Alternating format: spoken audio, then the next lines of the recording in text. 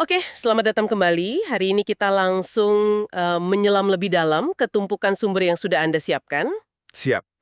Kita mau bedah 3 konsep yang kelihatannya simple, tapi ternyata wah, dalam banget dari Al-Quran. Ada adab, syariat, dan hikmah. Betul. Sumber kita murni dari teks terjemahan Al-Quran yang Anda berikan. Kita akan coba lihat ya, gimana Al-Quran ini bukan cuma buku aturan boleh dan nggak boleh, tapi sebuah panduan yang utuh. Dan yang paling menarik dari sumber Anda ini ya, ketiga konsep ini tuh bukan pilar yang berdiri sendiri, mereka saling menghidupi. Oh, gimana tuh maksudnya? Bisa kita bayangin gini, syariat itu kayak badannya, kerangka aturan yang kokoh. Tapi badan tanpa ruh kan cuma patung ya, kaku dingin. Nah, adab itu ruhnya. Ah, oke oke. Yang bikin aturan itu jadi hidup, beretika, hangat. Terus, keduanya butuh cahaya buat lihat jalan. Itulah hikmah, kebijaksanaan di baliknya. Wow, ruh, badan, dan cahaya. Itu analogi yang kena banget. Jadi kalau kita cuma fokus di syariat, di aturannya aja, kita bisa jadi kayak robot yang taat tapi kosong di dalam gitu ya. Persis, risiko formalitas belaka. Oke, ini harus kita bongkar satu persatu. Kita mulai dari ruhnya dulu, adab. Kata ini kan sering banget kita dengar, tapi rasanya artinya jadi dangkal, cuma sopan santun biasa. Sumber Anda ini kayaknya menggali lebih dalam ya. Jauh lebih dalam. Sumber Anda ini menyoroti sesuatu yang sangat fundamental. Adab itu bahkan dimulai dari cara kita berinteraksi dengan sumber petunjuknya sendiri, yaitu Al-Quran. Hmm, Mengutip pandangan Imam Al-Ghazali dari sumber yang ada 2 level adab. Ada adab lahir, ini tata cara fisik, kayak berwudu, memegangnya dengan baik. Tapi yang lebih penting, itu adab batin. adab batin, maksudnya kayak gimana itu? Ini soal sikap hati. Jadi ada kesadaran penuh pas kita baca bahwa ini tuh bukan perkataan manusia. Ada rasa takjub, ada pengagungan pada sang pemilik firman. Ini jadi fondasinya. Oke, logikanya kan gini, kalau terhadap firmannya yang gak berwujud fisik aja, kita diperintahkan punya adab sedalam itu, gimana seharusnya adab kita ke sesama manusia, ciptaannya yang nyata di depan kita? Masuk akal. Jadi sebelum ngatur hubungan dengan manusia, atur dulu adab kita dengan sumbernya. Nah, prakteknya gimana?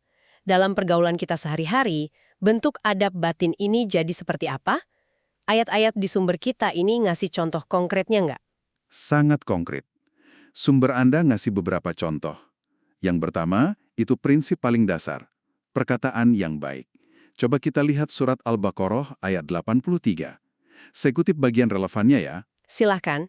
Dikatakan, dan janganlah kamu menyembah selain Allah, berbuat baiklah kepada ibu bapa, kaum kerabat, anak-anak yatim, dan orang-orang miskin, serta ucapkanlah kata-kata yang baik kepada manusia. Tunggu.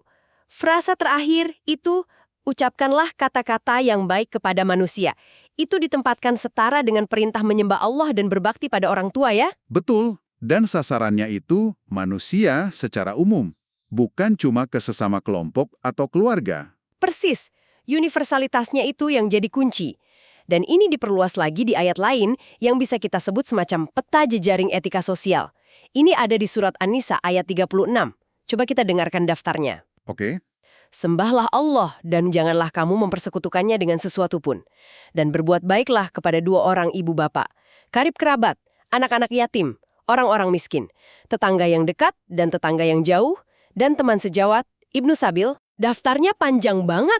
Dari keluarga inti, melebar ke kerabat, terus ke tetangga dekat dan jauh, teman sejawat, bahkan sampai musafir atau Ibnu Sabil. Ini bukan anjuran jadilah orang baik yang umum, tapi detail banget siapa saja yang harus masuk radar kebaikan kita. Betul.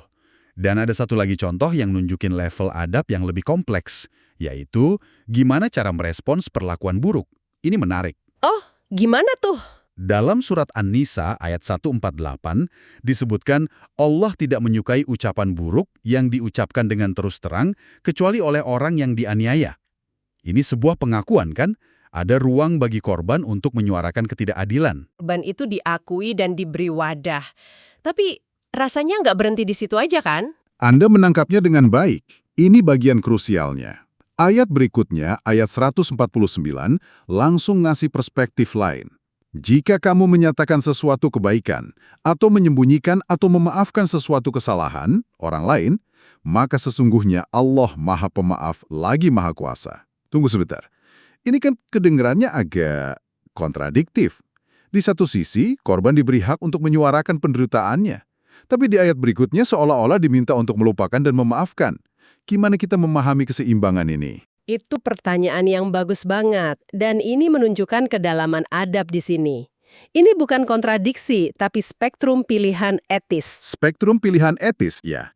Ayat pertama itu memberikan hak dan izin, mengakui sisi kemanusiaan kita yang tersakiti.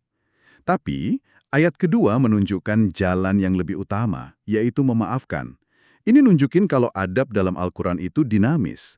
Ada level standar minimum, tapi selalu ada dorongan untuk mencapai level yang lebih tinggi, level keikhlasan. Biar interaksi kita di masyarakat nggak kacau kan? Sebuah kerangka yang bisa dipegang bersama. Apa disitulah peran syariat masuk? Tepat sekali. Kalau adab itu ruhnya, syariat itu badannya. Ia kerangka hukum yang ngasih struktur, kejelasan, dan keadilan dalam masyarakat. Sumber Anda secara spesifik menyebutkan bahwa Al-Quran memuat pokok-pokok syariat yang luas banget. Bukan cuma ibadah ya? Bukan. Ada hukum perkawinan, rujukannya di surat An-Nisa ayat 22-24. Ada hukum waris yang detail banget di An-Nisa A ayat 7-12. Dan ada juga hukum perjanjian. Nah, saya penasaran soal hukum perjanjian itu. Karena di zaman modern, kita punya ratusan halaman kontrak legal yang rumit. Apakah Al-Quran cuma ngasih prinsip dasarnya aja, atau justru masuk ke detail teknis yang mengejutkan untuk sebuah teks dari 1400 tahun yang lalu? Sangat detail dan mengejutkan. Mari kita lihat surat Al-Baqarah ayat 282. Ini ayat terpanjang dalam Al-Quran. Oh ya, panjangnya ayat ini aja udah jadi sinyal betapa pentingnya topik ini. Di awal ayat langsung dikatakan, "Hai orang-orang yang beriman, apabila kamu bermuamalah tidak secara tunai untuk waktu yang ditentukan, hendaklah kamu menuliskannya." Perintah untuk mencatat. Ini kan prinsip dasar akuntansi dan hukum kontrak modern banget ya. Harus ada bukti tertulis. Persis. Tapi nggak cuma itu. Ayat ini lanjut dengan detail yang luar biasa. Ditentukan, penulisnya harus adil, nggak boleh merugikan salah satu pihak. Terus, harus ada saksi.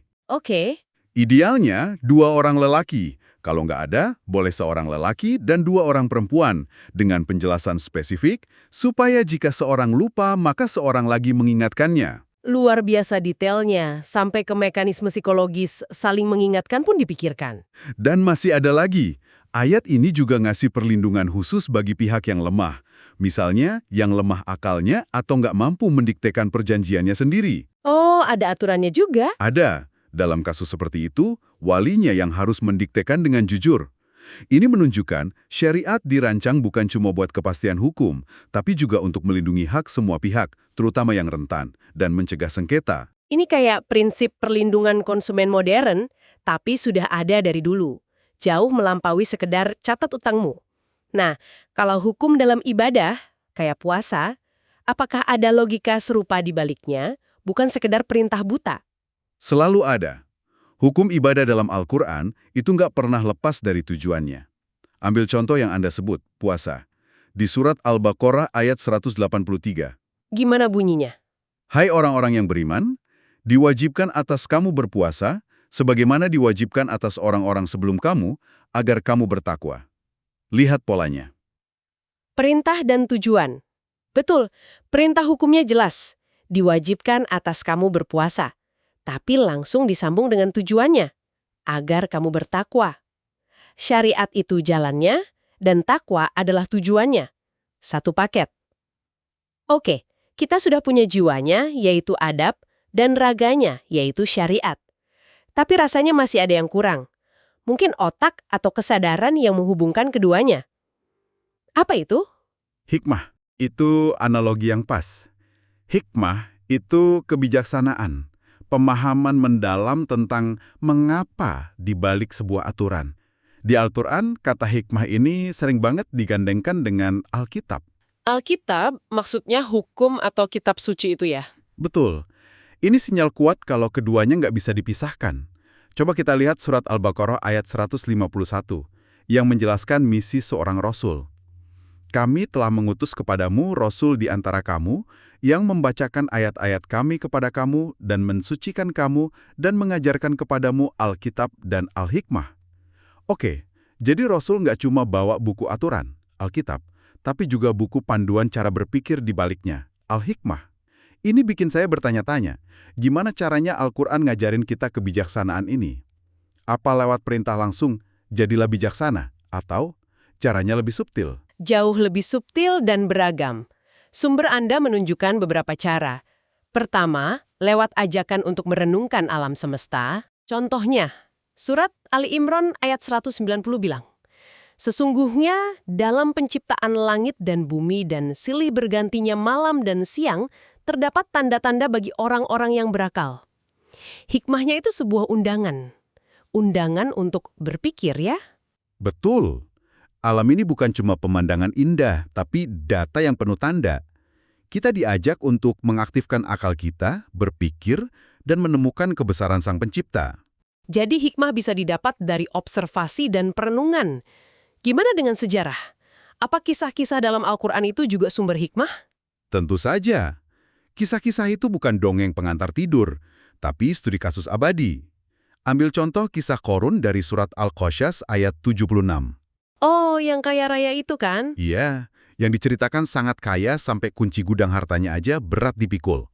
Tapi inti ceritanya bukan pameran kekayaan, melainkan hikmah tentang bahaya kesombongan. Peringatan kaumnya itu relevan banget sampai sekarang. Apa peringatannya? Janganlah kamu terlalu bangga. Sesungguhnya Allah tidak menyukai orang-orang yang terlalu membanggakan diri. Akhir hidupnya yang tragis itu jadi pelajaran nyata, sebuah hikmah yang diukir oleh sejarah. Ah, jadi ini bukan dongeng, tapi studi kasus tentang arogansi. Sangat kuat. Ada contoh lain di mana hikmah itu terkandung dalam aturan Tuhan itu sendiri? Ada, dan ini salah satu yang paling indah menurut saya, yaitu hikmah di balik sistem keadilan dan balasannya. Oke, dalam surat Al-An'am ayat 160 dijelaskan sebuah prinsip semacam matematika ilahi. Barang siapa yang membawa amal yang baik, maka baginya pahala 10 kali lipat amalnya. Dan barang siapa membawa perbuatan yang jahat, maka dia tidak diberi pembalasan melainkan seimbang dengan kejahatannya. Kebaikan dibalas 10 kali lipat, keburukan dibalas setimpal. Itu kan pesan yang kuat sekali ya tentang sifat dasar Tuhan. Maksudnya gimana? Bahwa kemurahannya itu jauh lebih dominan daripada keadilannya yang kaku. Itu sebuah kebijaksanaan yang menenangkan, sekaligus jadi insentif luar biasa untuk berbuat baik. Tepat, itulah hikmahnya. Sebuah pemahaman tentang sifat dasar Tuhan yang penuh kasih dan kemurahan, yang tercermin bahkan dalam sistem hukumnya. Luar biasa. Jadi, setelah penjelajahan kita ini, terasa jelas sekali, adab sebagai ruh atau kompas moral internal, syariat sebagai badan atau kerangka aturan eksternal yang adil, dan hikmah sebagai cahaya atau kebijaksanaan mendalam yang ngasih makna pada keduanya. Sebuah kesatuan. Dalam Al-Quran, ketiganya ini satu paket tak terpisahkan untuk membentuk manusia yang utuh. Adab si ruh, syariat si badan, dan hikmah si haya. Ketiganya nggak bisa jalan sendiri-sendiri. Dan kalau kita kembali ke analogi awal untuk menyimpulkannya, syariat tanpa adab akan jadi kaku, robotik, cuma formalitas. Adab tanpa syariat bisa kehilangan arah, standarnya jadi subjektif, dan keduanya tanpa hikmah Akan terasa hampa dan melelahkan, karena kita nggak paham tujuan agung di baliknya. Mereka adalah 3 pilar yang saling mengokohkan. Sebagai penutup, sumber kita mengutip sebuah ayat dari surat Fussilat ayat 35, yang terjemahannya berbunyi, "Sifat-sifat yang baik itu tidak dianugerahkan melainkan kepada orang-orang yang sabar, dan tidak dianugerahkan melainkan kepada orang-orang yang mempunyai keberuntungan yang besar." Setelah kita membahas adab, syariat, dan hikmah, coba Anda renungkan, di manakah peran kesabaran dalam upaya kita menyatukan ketiga pilar ini dalam kehidupan sehari-hari? Sebuah pertanyaan yang sepertinya akan saya pikirkan juga dalam perjalanan pulang.